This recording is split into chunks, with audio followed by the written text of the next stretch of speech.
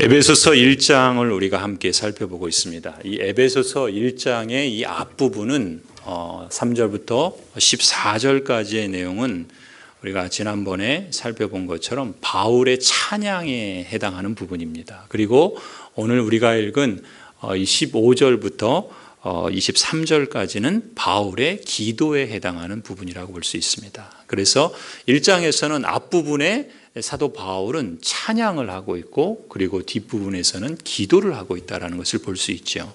그렇다면 그 찬양의 내용이 무엇이었는가 하면은 한마디로 표현하면 복이었습니다. 그 찬양의 내용은 복에 대한 찬양이라고 말할 수 있고, 그리고 그 뒷부분에 이어지는 기도의 내용은 그 복을 알도록, 복을 알아가는 그러한 내용이 바로 이 기도의 내용이라 볼 수 있어요. 그래서 달리 표현하면 이 앞부분에서 1장 앞부분에서는 하나님께서 그리스도 안에서 우리를 위하여 행하시고 이루신 그 풍성한 복으로 인해서 사도 바울이 찬양했다면, 오늘 읽은 15절부터 23절까지는 그 하나님의 복, 하나님께서 그리스도 안에 주신 그 복을 성도들이 선명하게 알게 되기를 위해서 기도하는 내용이라 볼 수가 있습니다.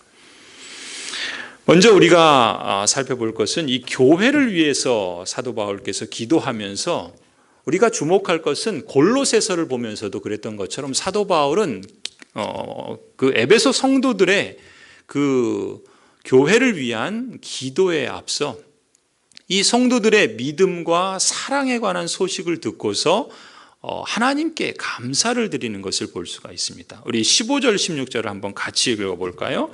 우리 화면을 보시면서 읽으셔도 되고 성경을 보셔도 좋겠습니다. 우리 같이 읽겠습니다. 시작.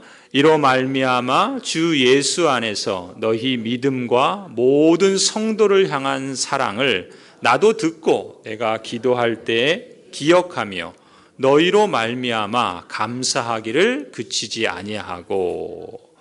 사도 바울께서 에베소 교회 성도들의 그 사랑과 믿음, 그 소식을 듣고서 그들을 기억하면서 기도하고 있고, 그로 인해서 그들에게 사랑과 믿음이 있다는 것으로 인해서 감사하기를 그치지 아니한다, 그런 표현을 쓰고 있어요. 그렇게 보면은 목회자 바울에게 있어서 기도는 하나님께는 감사의 표현이고요, 성도를 향해서는 마음의 선물이라 이렇게 말할 수 있을 것 같습니다. 특히 성도들이 주 예수 그리스도 안에서 믿음을 갖고 그 믿음으로 인해서 서로를 향한 사랑을 실천한다는 소식을 들었던 거예요. 그것으로 인해서 사도 바울은 너무나 감사했던 겁니다. 목회자에게 있어서 가장 행복하고 보람이 있을 때가 언제냐면 바로 이때인 겁니다. 성도들이 하나님 그 복음을 듣고서 그 복음 안에서 믿음을 갖게 되고, 그리고 그 믿음의 기초에서 서로를 향한 사랑을 표현하고 있다는 그 소식을 듣는 것보다 목회자에게 더 기쁘고 행복할 때는 없는 것이죠. 마치 여러분들이 자식을 낳았을 때 그 산고의 그 진통을 겪고 난 후에 그 아이가 잘 자라서 스스로 자기 앞가름을 하는 것을 볼 때 뿌듯함을 느끼듯이, 목회자로서 그 성도들이 하나님 나라의 말씀을, 복음을 듣고 믿음을 갖고 그 믿음이 역사에서 사랑의 수고로 성도 간에 서로 표현하고 나타난다는 그런 소식을 들을 때 감사하지 않을 수 없었던 겁니다. 여러분이 섬기는 우리 교회의 목회자, 저를 포함해서 우리 교역자들을 기쁘게 하는 방법이 있다면요, 다른 게 아닙니다. 물론 우리의 신앙의 목적이 하나님을 기쁘시게 하는 거지 목회자를 기쁘게 하는 게 1차적인 목적은 아니죠. 그러나 만일 여러분들이 저나 우리 목회자들, 목사님이나 전사님을 격려하고 또 우리가 교회 지도자로서 목회하는 그 즐거움을 여러분이 선사해 주시고자 하는 그런 선한 의도가 있다면 비법이 있습니다. 제가 잘 가르쳐 드릴 테니까 잘 시행하시기 바랍니다. 그것은 무엇인가? 다름 아니라 오늘 사도 바울이 말하는 것처럼 주 예수 그리스도에 대한 그 복음을 여러분이 잘 듣고, 그리고 그것을 잘 믿고, 그리고 그 믿음을 성도 간에 서로에게 사랑을 실천하는 것. 이것이 목회를 하는 목회자들의 가장 보람 있고 또 행복할 때다. 그것이 비법이라고 말할 수 있습니다. 하실 수 있겠습니까? 너무 어려운가요? 아니면 다 아는 걸 비법이라고 하니까 좀 그렇습니까? 근데 실제로 중요합니다. 하나님 나라의 복음을 듣고 그 복음에 대한 그 믿음을 갖게 되고 그 믿음의 기초에서 성도가 성도에게 서로에게 사랑을 베푸는 것, 그것이 사실 목회를 하는 목회자들에게 가장 보람이 되고 가장 기쁜, 그들을 격려하고 또 그들에게 즐거움을 선사해 주는 방법이다. 저는 그렇게 믿습니다.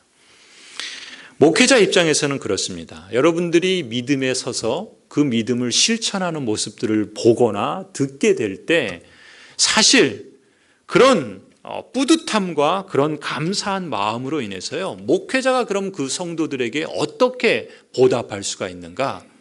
저는 다른 무엇으로 보답하기는 어렵지만 적어도 그 성도들에게 표현할 수 있는 마음의 선물이 있다면 그것이 바로 기도가 아닐까 싶습니다. 오늘 사도 바울이 이 에베소 교회 성도들이 믿음을 갖고 그리고 그 사랑을 서로에게 표현한다는 그 소식을 듣고서 너무나 감사하고 너무나 기뻐서 그 소식을 들은 날부터 그 성도들을 위해서 기도하는 것을 그치지 않았던 것처럼 오늘 우리에게도 마찬가지가 아닐까 싶습니다. 그래서 종종 제 스스로에게도 그런 다짐을 해봅니다. 다른 뭐는 주지 못할지언정 기도로 표현하는 그 마음의 선물은 드릴 수 있지 않겠느냐라는 것입니다. 또 다른 한편에서 사도 바울이 하나님께 감사하는 이유를 보면은요, 이 에베소 성도들이 믿음에서 자라고 사랑으로 실천하는 모습이 다름 아닌 하나님의 은혜에서 비롯됐다라는 사실을 믿기 때문에 감사합니다.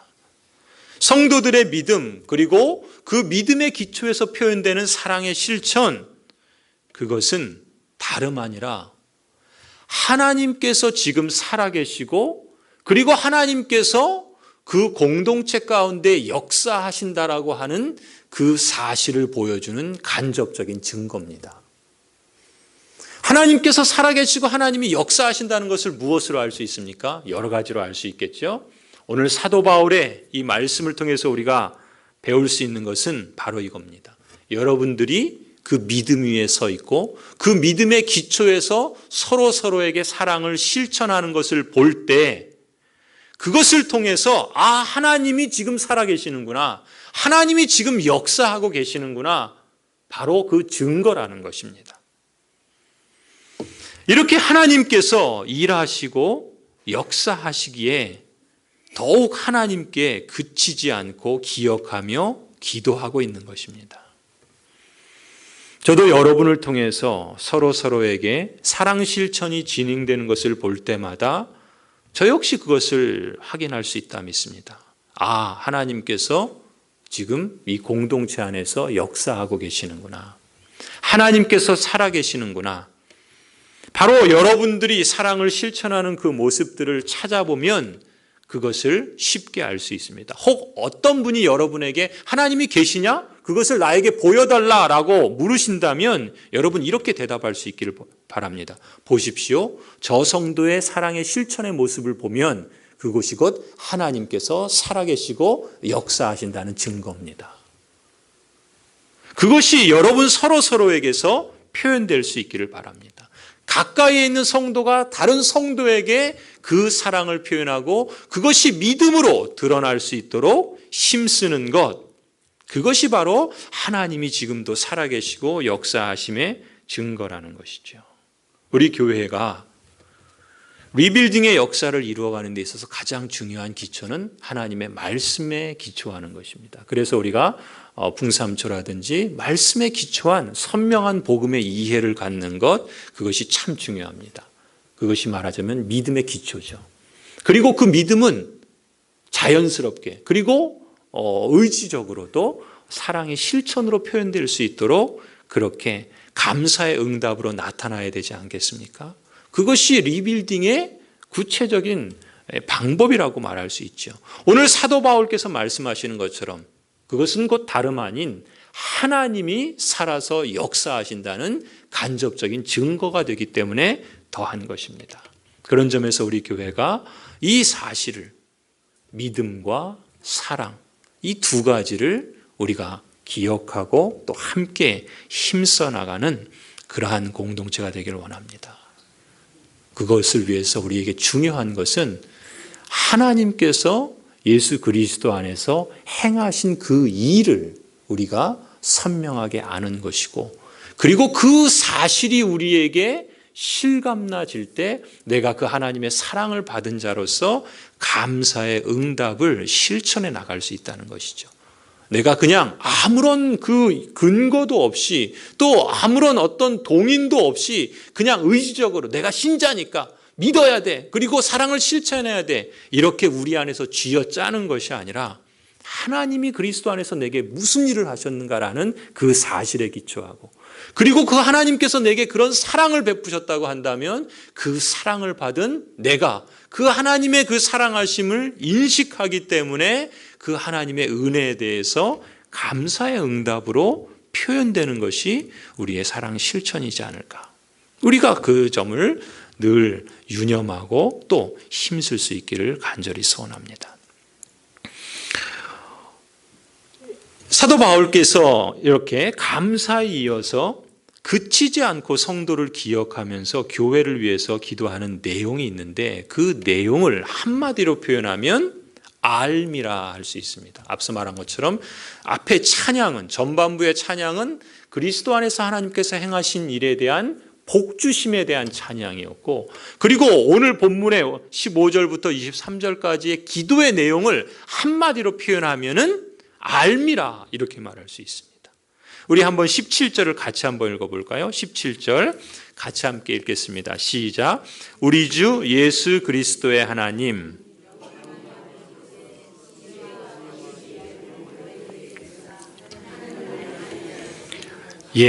영광의 아버지께서, 우리 주 예수 그리스도의 하나님께서 지혜와 계시의 영을 너희에게 주사 어떻게 하시길 기도합니까?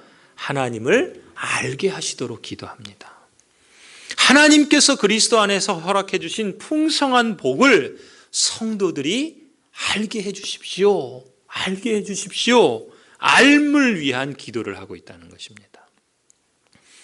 여러분, 그러면 에베소 교회 성도들은 하나님을 몰랐을까요?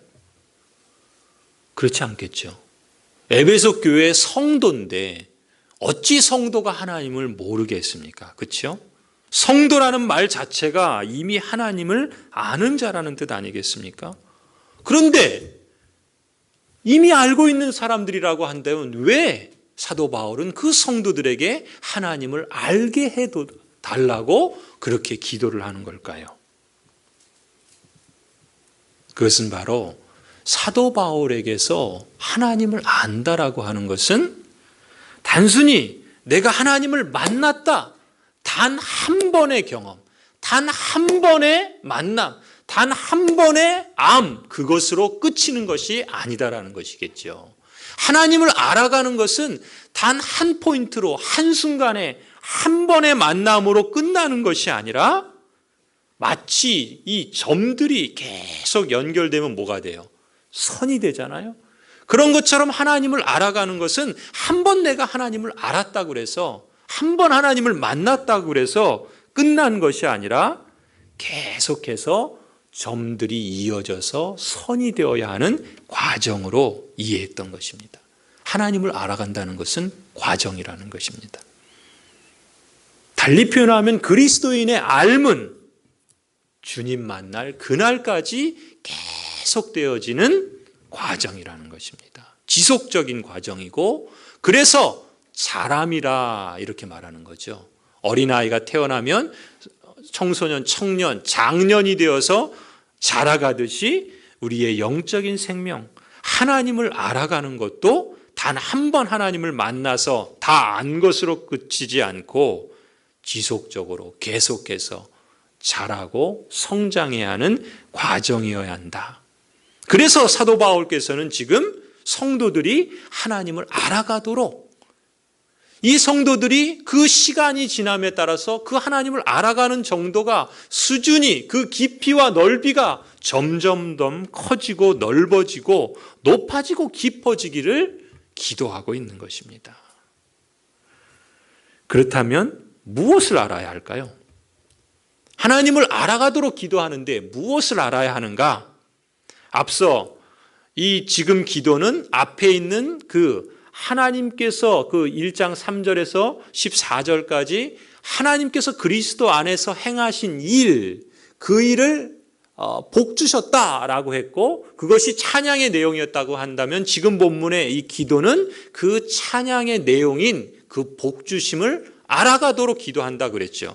그렇다면 무엇을 알아가야 하는가라는 것을 우리 앞에 있는 내용에서 다시 한번 되짚어 볼 수 있습니다. 정리하면 이런 것이죠.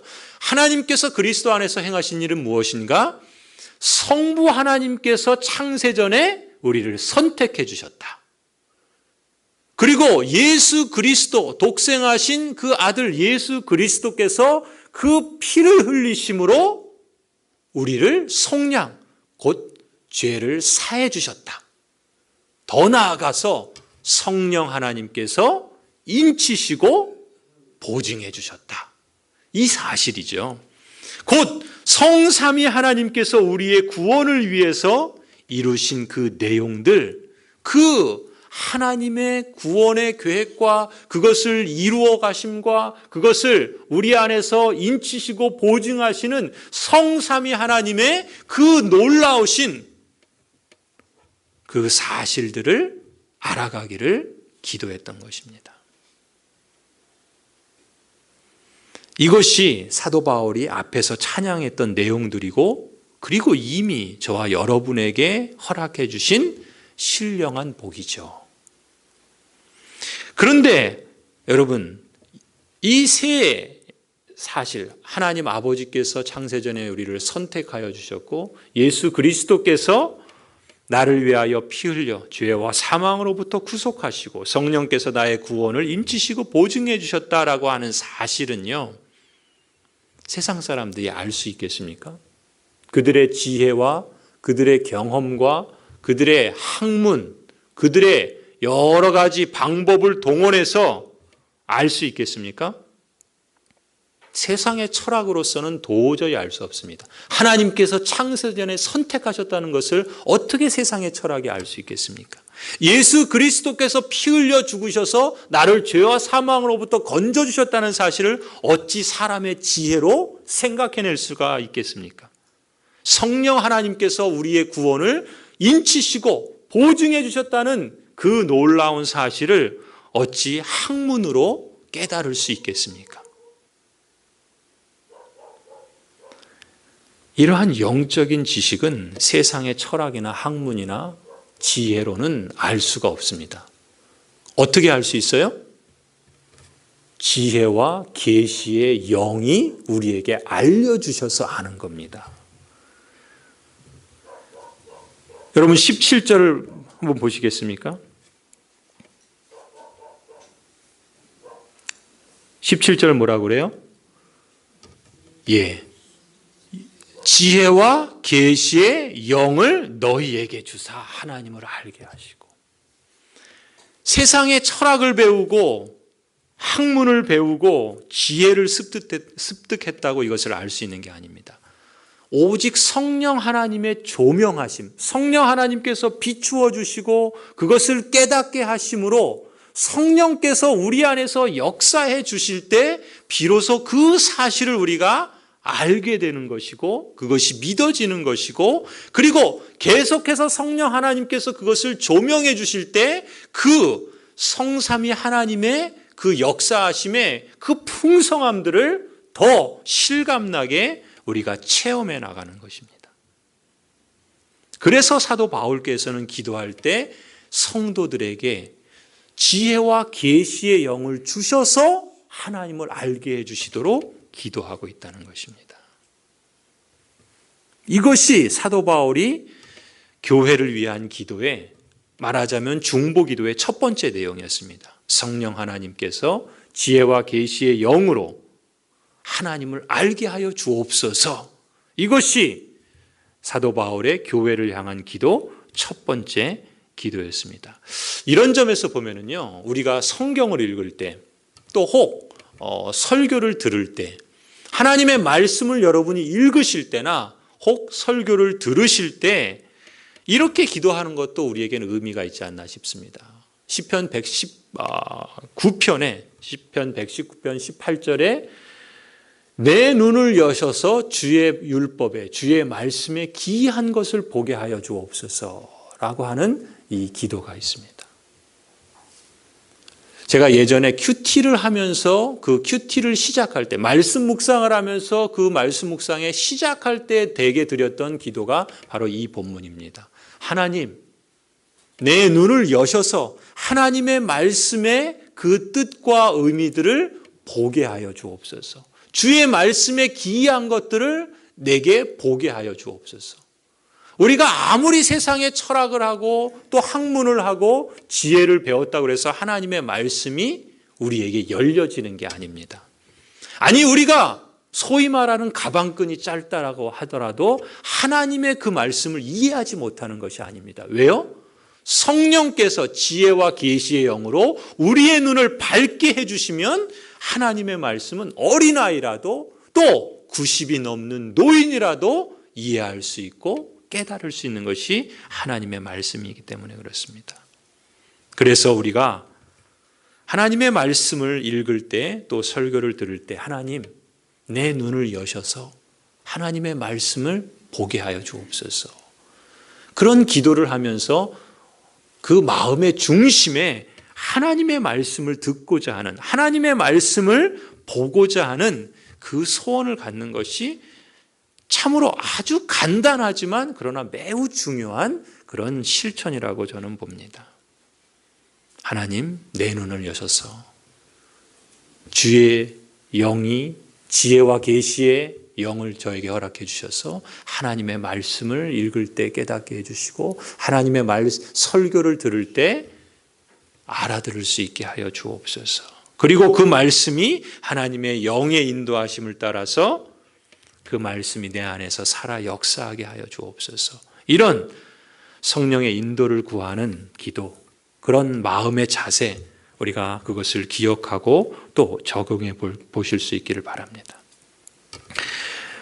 두 번째 사도 바울의 중보 기도의 내용을 보시면 그것은 18절, 19절입니다. 우리 18절, 19절을 한번 같이 읽어볼까요? 같이 읽겠습니다. 시작. 너희 마음의 눈을 밝히사 그의 부르심의 소망이 무엇이며 성도 안에서 그 기업의 영광의 풍성함이 무엇이며 그의 힘의 위력으로 역사하심을 따라 믿는 우리에게 베푸신 능력의 지극히 크심이 어떠한 것을 너희로 알게 하시기를 구하노라. 여기서 사도 바울께서는 세 가지를 알게 해주기를 위해서 간구합니다. 특히 앞서 17절의 표현처럼 지혜와 계시의 영을 주셔서라고 했던 그 표현을 18절에서는 뭐라 그럽니까? 마음의 눈을 밝히사. 같은 의미죠. 성령께서 우리의 마음의 눈을 밝혀주셔서 세 가지를 주시도록, 세 가지를 알게 해주시도록 간구합니다. 첫 번째는 18절에 있는 것처럼 하나님의 부르심의 소망이 어떠한지를, 무엇인지를 알게 해주십시오. 하나님께서 우리를 부르신 그 부르심의 소망이 무엇인지를 알게 해주십시오. 이것이 첫 번째고요. 두 번째는 역시 18절에 하나님의 기업이 된 성도에게 하나님께서 허락하신 그 기업의 영광의 풍성함이 어떠한지를 알게 해주십시오. 하나님이 사실 우리 자신이 교회로 부른, 성도로 부름받은 우리 자신이 하나님의 기업입니다. 그리고 또 기업인 우리에게 하나님께서 주실 그 영원한 기업의 그 풍성함, 그것이 어떠한지를 알게 해주십시오. 기업의 영광의 풍성함이 무엇인지를 위해서 두 번째 기도하고요. 세 번째는 19절에 뭡니까? 그렇죠. 성도들 가운데 하나님께서 성도에게 베푸시는 그 능력의 크심이 어떠한지를 알게 해주십시오. 첫 번째는 뭐라고요? 부르심의 소망. 하나님께서 우리를 부르신 그 부르심의 소망이 무엇인지. 그리고 두 번째는 뭐예요? 하나님께서 허락하신 그 기업의 그 영광의 풍성함이 무엇인지. 그리고 마지막 세 번째는 뭐예요? 세 번째는 하나님께서 역사하시는 그 능력의 크심이 어떠한지를 성도들의 마음의 눈을 밝히셔서 알게 해 주십시오. 그렇게 간구합니다. 여러분, 하나님께서 여러분을 성도로 부르신 데에는 어떤 소망이 있기 때문입니다. 하나님께서 여러분을 교회로 부르신 데에는 어떤 소망이 있습니다. 성도로서 여러분을 부르신 그 소망의 내용이 2장 1절부터 10절에 구체적으로 소개되고 있고요. 하나님께서 여러분을 교회로 부르신 그 부르심의 소망은 2장 11절부터 22절에 구체적으로 말씀하십니다. 하나님께서 여러분을 성도로서 부르신 그 소망, 여러분을 고향제일교회라고 하는 교회로 부르신 그 소망, 그것이 구체적으로 무엇인가라는 것을 2장에서 펼쳐나가신다는 것입니다. 먼저 성도로서 여러분을 부르신 그 소망의 내용을 단적으로 표현한 구절이 2장 10절이에요. 우리 화면을 한번 보실까요? 2장 10절 같이 한번 읽습니다. 시작. 우리는 그가 만드신 바라 그리스도 예수 안에서 선한 일을 위하여 지으심을 받은 자니 이 일은 하나님이 전에 예비하사 우리로 그 가운데서 행하게 하려 하심이라. 아멘. 우리는 누굽니까? 성도는 그가 만드신 바라. 이게 무슨 표현이라고 그랬죠? 포이에마다 그랬어요. 포이에마. 여러분 기억해 두세요. 포이에마. 포이에마라는 말은 작품이다라는 뜻입니다. 여러분은 성도는 하나님의 작품이다라는 것입니다. 어떤 작품이요? 그리스도 예수 안에서 선한 일을 위하여 지으심을 받은 작품입니다. 그것이 여러분을 성도로서 부르신 소망의 가장 단적인 표현이라 2장 10절에서 말씀하고 있습니다. 달리 표현하면 이렇게 말할 수 있어요. 앞서 1장 4절에서 하나님께서 이렇게 말씀합니다. 그의 사랑 안에서 그 앞에 거룩하고 흠이 없게 하시려고 여러분을 부르신 겁니다. 또 1장 6절의 표현으로 말하자면 그의 은혜의 영광을 찬미하게 하시려고, 찬송하게 하시려고 여러분을 부르신 것입니다. 여러분을 부르신 그 부르심의 소망, 그것은 바로 무엇인가? 하나님의 그 사랑 안에서 그 앞에 거룩하고 흠이 없는 하나님의 작품으로서 하나님의 은혜의 영광을 찬송하기 위해서 여러분을 부르셨다는 것입니다. 여러분, 이 사실을 우리가 어떻게 기억해야 되냐면 하나님께서 그리스도 안에서 여러분 한 사람 한 사람을 어떤 사람으로 인정해 주시는가라는 것을 기억하자는 거예요. 어떤 사람으로 인정해 주십니까? 흠이 없고 거룩한 하나님의 작품으로 하나님의 그 은혜의 영광을 찬송하게 부르신 그 작품으로 인정하고 있다는 것입니다. 하나님의 부르심의 소망이 바로 여기에 있다는 것이죠.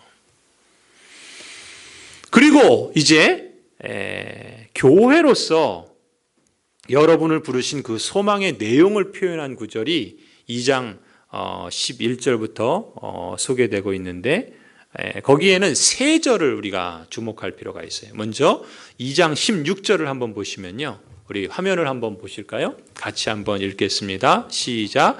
또 십자가로 이 둘을 한 몸으로 하나님과 화목하게 하심이라. 원수된 것을 십자가로 소멸하시고 십자가로 이 둘을 한 몸으로 화목하게 하셨다. 그래서 교회는 여러분을 교회로 부르신 그 소망의 그 내용은 무엇인가? 교회는 그리스도의 몸이다라는 것입니다. 교회는 그리스도의 몸입니다. 고향제일교회는 그리스도의 몸이다라는 것을 말씀하고 있어요. 두 번째는 에베소서 2장 19절입니다. 같이 한번 읽을까요? 그러므로 이제부터 너희는 외인도 아니요 나그네도 아니요 오직 성도들과 동일한 시민이요 하나님의 권속이라. 교회는 뭡니까?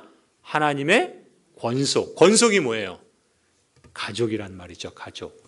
하나님 아버지라 부르는 권속. 곧 교회는 아버지의 가족, 하나님의 가족이다. 그렇게 말하고 있습니다.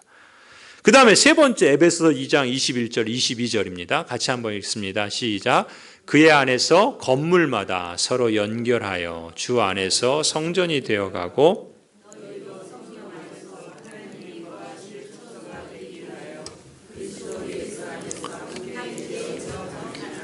너희도 성령 안에서 하나님이 거하실 처소가 되기 위하여. 곧 교회는 성령의 전입니다. 성령께서 거하시는 거룩한 성전인 것이죠. 그렇게 보면은 여러분을 교회로 부르신 그 부르심의 소망이 무엇입니까? 교회는 그리스도의 몸이요, 아버지 하나님의 가족이요, 그리고 성령의 전이다. 이렇게 말씀하고 있습니다. 그렇게 보면 여러분이 성도로서, 교회로서, 하나님의 기업으로서 교회가 갖고 있는 영광이 바로 이것입니다. 그리스도에 붙어있는 몸이고 하나님 아버지라 함께 부르는 가족이고 성령께서 우리 안에 함께 거하시는 거룩한 전이다라는 것이죠. 우리가 교회로서 고향제일교회라고 하는 이 공동체를 볼 때, 교회를 볼 때 하나님이 우리를 어떻게 보시는가라는 것을 늘 기억하자는 거예요. 앞서 성도로 볼 때는 어떻게 보자고요? 하나님께서 우리를 흠이 없고 거룩하게 하나님의 그 선하심을 드러내도록 선한 일을 행하기 위해서 부르신 하나님의 작품이라 그랬고, 이제 성도로서만이 아니라 우리를 교회로 부르신 것은 그리스도의 몸과 하나님의 가족으로, 또 성령이 거하시는 전으로 우리를 그렇게 인정해 주신다는 것을 기억하자는 것입니다. 그런 점에서 사도 바울은 성도들을 위해서 기도할 때 하나님께서 우리를 성도로 부르신 그 소망, 하나님께서 우리를 교회로 부르신 그 소망의 그 풍성함을 성도들이 알게 해 주십시오. 알게 해 주십시오. 그렇게 기도하고 중보했던 것입니다. 여러분, 하나님께서 그리스도 안에서 여러분을 성도로 부르시고 또 여러분을 고향 제일교회로 부르셨다는 그것이 얼마나 놀라운 영광이고 또 그만큼 특별한 존재로 삼아주셨다라는 것을 기억하실 수 있기를 바랍니다. 우리의 인생에 있어서 우리를 흔들리지 않도록 하는 그 기초는 항상 하나님이 우리를 어떻게 부르셨고 우리를 어떻게 인정해 주시는가에 있습니다. 여러분, 우리가 이 땅을 살아가다 보면은요, 우리의 본성대로 행하고 우리의 삶에 만나는 문제들과 상황들에 부딪힐 때 우리는 거기에 지치고 넘어지고 또 우리의 한계와 연약함을 뼈저리게 느끼기 때문에 우리는 끊임없이 낙심할 수밖에 없는 그런 존재입니다. 그런데 어떻게 우리가 하나님을 찬송할 수 있고 어떻게 그 은혜 아래 거할 수 있는가? 그것은 어디서부터 비롯되는가? 하나님께서 그리스도 안에서 성도로서 나를 어떤 존재로 부르시는가? 우리를 교회로서 부르셔서 우리를 어떻게 바라보시고 우리를 인정해 주시는가? 그 하나님의 진리의 사실로부터 확인할 때, 내가 이런 사람이구나. 우리 그 교회가 이런 존재구나 라는 것을 기억할 때 우리는 다시금 하나님의 은혜 아래 일어설 수 있다는 것이죠. 여러분, 5장 27절을 보십시다. 에베소서 5장 27절을 보시면요, 같이 한번 읽습니다. 시작. 자기 앞에 영광스러운 교회로 세우사 티나 주름 잡힌 것이나 이런 것들이 없이 거룩하고 흠이 없게 하려 하심이라. 여러분, 얼마나 놀랐습니까? 우리의 모습을 보세요. 티가 있죠. 주름 잡혀 있죠. 연약하고 한없이 부족하죠. 그런데 하나님께서 교회를, 성도를 어떻게 보신다고요? 하나님 앞에 영광스러운 교회로 세우사 티나 주름 잡힌 것이나 이런 것들이 없이 거룩하고 흠이 없게 하려 하심이라. 여러분을 교회로 부르신 소망은 그리스도의 몸으로서, 하나님의 가족으로서, 성령의 전으로서 하나님 앞에서 영광스러운 교회로 세우시기 위함입니다. 티도 없고 주름도 없는 거룩하고 흠이 없는 그 자리에까지, 그 수준에까지 정말 그리스도의 몸으로서, 정말 하나님의 그 가족으로서, 정말 성령이 거하시는 거룩한 전으로서 하나님께서 그렇게 거룩하고 흠이 없게 만드시는 데까지 하나님께서 역사하시겠다는 겁니다. 그 여정 가운데 교회로서 여러분 그 영광의 풍성함을 맛보고 누리고 자랑하고 증거하도록 부르셨다는 것입니다. 그 부르심의 소망이 무엇인지를 알게 하도록 간구하는 이유가 여기에 있습니다. 이 모든 구원의 계획을 창시하신 분이 하나님이시죠. 그 모든 계획을 완성하실 분도 하나님이십니다. 그리스도 예수 안에서 우리 성도를 향한 교회를 향한 하나님께서 베푸시는 그 능력이 얼마나 크시겠습니까?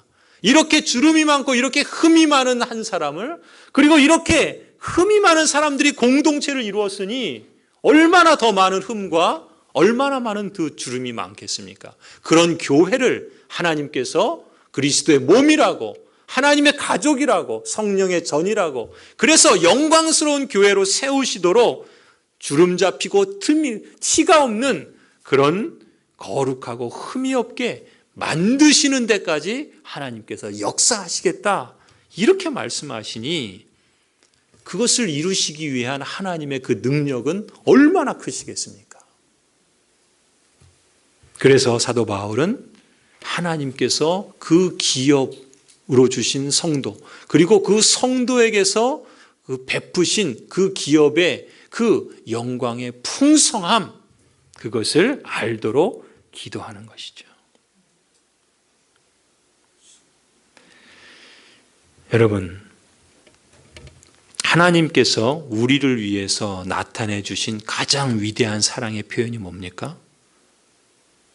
독생자 예수 그리스도의 죽으심입니다. 하나님께서 그리스도 안에서 우리를 위해서 행하신 일들, 하나님께서 성도에게, 하나님께서 교회에게 나타내 주신 가장 위대한 사랑의 표현은 바로 독생자 예수 그리스도의 대속의 죽음입니다. 그거보다 더 큰 위대한 사랑의 표현이 이 세상에 있을까요? 우리를 향한 가장 위대한 사랑의 표현이 독생자 예수 그리스도의 대속의 죽음이라고 한다면요, 하나님께서 우리를 위해 나타내 주신 가장 위대한 능력의 표현이 무엇입니까? 그것은 바로 그 죽으신 예수 그리스도를 다시 살리신 부활의 능력입니다. 하나님이 우리를 위해서 베푸신 그 사랑의 위대함은 예수 그리스도의 십자가의 대속의 죽음에 나타나 있고, 하나님께서 우리에게 표현해 주시는 그 능력의 가장 위대함은 예수 그리스도의 부활하심 가운데 나타나 있다는 것입니다. 성령의 능력으로 죽은 예수 그리스도를 다시 살리신 그 하나님의 그 능력, 그 하나님의 능력이 우리에게 베푸신 그 기업의 영광의 풍성함을 알게 해주시고 또 그것을 이루기까지 역사하신다는 것이죠. 하나님께서 성도 여러분과 우리 교회에게 베푸시는 그 능력의 크심이 어떠한가를 20절 이하에서 보다 더 상세하게 기록하고 있습니다. 여러분 한번 화면을 한번 보시겠습니까? 20절, 21절 말씀을 새번역 성경에서 보다 이해하기 쉽게 표현했어요. 하나님께서 그 능력으로 어떻게 역사하시는가라는 것을 이렇게 표현합니다. 우리 같이 한번 읽어보겠습니다. 시작. 하나님께서는 이 능력을 그리스도 안에 발휘하셔서 그분을 죽은 사람들 가운데서 살리시고 하늘에서 자기의 오른편에 앉히셔서 모든 정권과 권세와 능력과 주권위에, 그리고 이 세상뿐만 아니라 오는 세상에서 일컬을 모든 이름 위에 뛰어나게 하셨습니다. 할렐루야. 하나님께서 행하시는 그 능력이 어떤 능력이라고요? 예수 그리스도 안에서 그 능력을 발휘하셔서 그분을 죽은 사람들 가운데서 다시 살리셨고, 이보다 더한 능력이 어디 있습니까? 그뿐만이 아니라 그 살리신 예수 그리스도를 하늘에서 하나님 보좌 우편에 앉으시고, 그건 무엇입니까? 가장 큰 능력의 그 자리에 앉히셨다는 것이죠. 그래서 어떻게 하십니까? 모든 정권과 권세와 주권과 능력 위에, 이 세상뿐만 아니라 오고 오는 세상의 어떤 이름보다도 더 뛰어나게 하셨다. 무엇으로요? 하나님의 그 능력으로. 성도 여러분과 우리 교회를 위해 역사하시는 하나님의 능력은 이처럼 예수 그리스도를 죽은 사람들 가운데서 다시 살리셨을 뿐만 아니라 하나님 보호자 우편에 앉히시고 모든 권세와 능력보다 더 뛰어난 이 세상에 있는 이름만이 아니라 오는 세상에 있는 그 어떤 이름보다 더 뛰어나게 하신 그 놀라운 우리의 상상을 초월하는 세상의 지혜나 철학으로는 알 수 없는 그런 능력을 베푸셨다라는 것이죠. 그 결과가 어떻게 됩니까? 그 결과 22절입니다. 22절 함께 있습니다. 시작. 하나님께서는 만물을 그리스도의 발 아래 굴복시키시고 그분을 만물 위에 교회의 머리로 삼으셨습니다. 할렐루야. 그리스도를 뭐로 삼으셨습니까? 교회의 머리로 삼으셨어요. 그 교회의 머리로 삼으셨을 때 하나님께서는 또한 그리스도를 어떻게 삼으셨습니까? 만물을 그 발 아래 복종하고 굴복하게 하셨다. 무슨 얘기예요? 모든 만물을 다스리는 왕이요 주권자로 예수 그리스도를 삼으셨다는 겁니다. 무엇으로요? 하나님의 그 능력으로 부활하게 하시고 하나님 보좌 우편에 앉히셔서 모든 이름 위에 뛰어나게 하신 그 하나님의 능력이 예수 그리스도를 모든 만물의 왕이 되게 하셨다. 만물은 그 발 아래 굴복하게 하셨다. 그렇다면 교회는 어떻게 됩니까? 23절 같이 함께 있습니다. 시작. 교회는 그리스도의 몸이요 만물 안에서 만물을 충만케 하시는 분의 충만함입니다. 교회는 여러분 우리가 교회를 뭐라 그랬습니까? 부르심의 소망이 뭐예요? 그리스도의 몸이라 그랬습니다. 교회는 그리스도에 붙어 있는 거예요. 우리가 교회로서 그리스도의 몸에 붙어 있기만 한 것으로 인해서 만물의 왕이신 예수 그리스도로 인해서 덩달아 우리가 어떤 존재가 되었다고요? 만물 안에서 이 모든 만물을 충만케 하시는 이의 충만합니다. 하나님은 예수 그리스도를 만물의 왕으로 삼으신 것처럼 그 그리스도에 붙어있는 교회를 통해서 이 만물을 충만하게 하는 도구로 삼으셨다는 겁니다.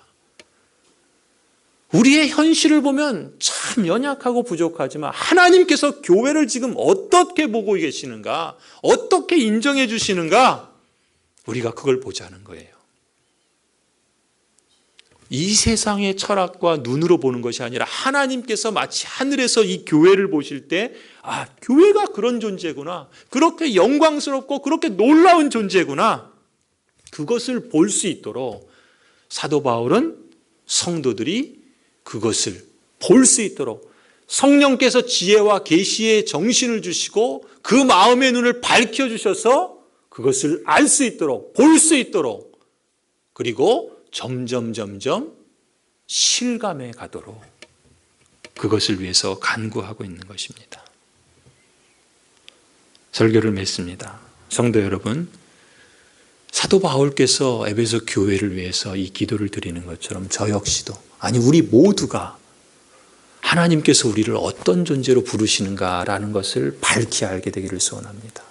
그리고 우리 교회를 하나님께서 어떻게 바라보고 계시는가라는 것을 우리가 선명하게 알게 되기를 원합니다. 그래서 저와 여러분 모두가 이 놀라운 하나님의 영적인 진리 가운데 실감나게 충만하게 알아가고 또 그것을 누리며 증거하고 또 함께 나누는 그런 복된 성도, 복된 교회가 되기를 간절히 소원합니다. 기도하시겠습니다.